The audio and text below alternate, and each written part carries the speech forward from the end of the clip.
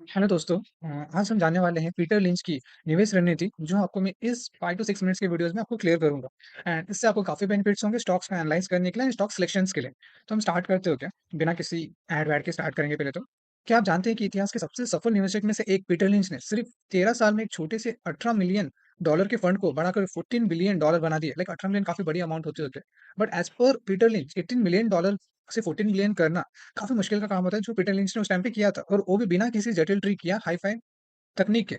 बस आसान और समझने लायक रणनीतियों से आज हम जानेंगे कि पीटर लिंच की इन्वेस्टमेंट स्ट्रैटेजी क्या है, और हम जैसे आम निवेशक भी इसे कैसे अपना सकते हैं। फर्स्ट, पीटर लिंच का जो फर्स्ट पार्ट था, ओके, पीटर लिंच कौन थे? तो मैं उसके बारे में आपको थोड़ा बहुत बताना चाहूँगा। लिंच का जन्म 1944 में यूएसए में हुआ था। 1977 में फिडेलिटी मैगेलिन फंड संभाला उन्होंने। 1990 तक उन्होंने लगभग 29% का सालाना औसत रिटर्न दिया है। इस दौरान मैगेलिन दुनिया के सबसे सफल म्यूचुअल फंड बन गया।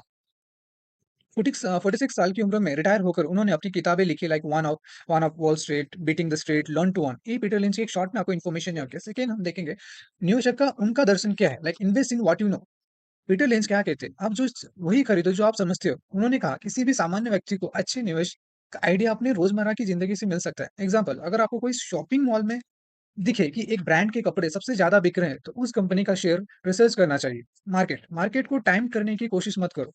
मार्केट कब ऊपर जाएगा और कब गिरेगा, ये कोई नहीं बता सकता। लेकिन अगर बिज़नेसेस अच्छा है, तो लंबे समय तक उसका शेयर प्राइस भी अच्छा प्रदर्शन करेगा।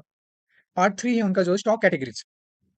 पीटर लिंच ने कंपनियों को 6 हिस्सों में बाँटा था। फर्स्ट, स्लो ग्रोअर्स, धीरे-धीरे बढ़ने वाली कंपनियाँ जैसे यूटिलिटीज़। सेकंड, स्टॉलवर्ट्स, बड़ी और स्थिर कंपनियाँ जैसे एचयूएल, इन्फोसिस। 3, फास्ट ग्रोअर्स, छोटी लेकिन तेज़ी से बढ़ने वाली कंपनियाँ जैसे स्टार्टअप्स। 4, क्लिकल्स, जो इकोनॉमी के साथ ऊपर-नीचे होती हैं जैसे स्टील, सीमेंट। 5, टर्नअराउंड्स, संकट में फँसी लेकिन सुधर सकती हैं जैसे एयर इंडिया का टाटा द्वारा रिवाइवल। असेट प्लेस, जिनके पास हिडन वैल्यूएबल असेट हो जैसे रियल एस्टेट, पेटेंट्स। सही कैटेगरी जानना जरूरी है ताकि आप सही उम्मीद रखें। पार्ट 4, पीईजी रेशियो और वैल्यूएशन। लाइक पी रेशियो आपको पता रहेगा, ओके। लिंच ने PEG ratio is equal to P divide growth को लोकप्रिय बनाया। अगर पीईजी लगभग 1 है, स्टॉक सस्ता हो सकता है। एग्जांपल, किसी कंपनी का पीई इज इक्वल टू 20, 20 रुपए है, तो उनकी growth rate is equal to 20%। P is equal to 20 divide 20 is equal to 1, fairly valued. Part 5, 10 bagger philosophy. 10 bagger philosophy, ऐसा स्टॉक जो 10 गुना रिटर्न दे।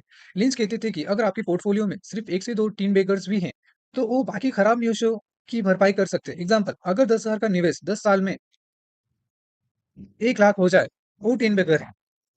पार्ट 6 जो लिंच का है, वो long term patience and relations. Lynch का मानना था कि ग्रेट कंपनीज को समय चाहिए। कंपाउंडिंग तभी काम करेगा जब आप लंबे समय तक शेयर पकड़े रहे। बार-बार बेचने और खरीदने से रिटर्न कम हो जाता है।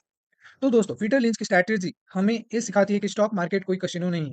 यहाँ धैर्य, समझ और रिसर्च के साथ ही आप सफल हो सकते हो। Invest in what you know, सही दाम पर ग्रोथ खोजो और धैर्य रखो। यही असली विनिंग फॉर्मूला है। शायद आपका अगला 10 बैगर आपके आसपास ही हो। अगर आपको ये वीडियो पसंद आया हो तो लाइक, शेयर और चैनल को सब्सक्राइब करना ना भूलें, क्योंकि अपने वाले वीडियो में हम और भी महान आने वाले वीडियो में और भी महान निवेशक की स्ट्रैटेजीज और सीक्रेट आपके साथ शेयर करेंगे।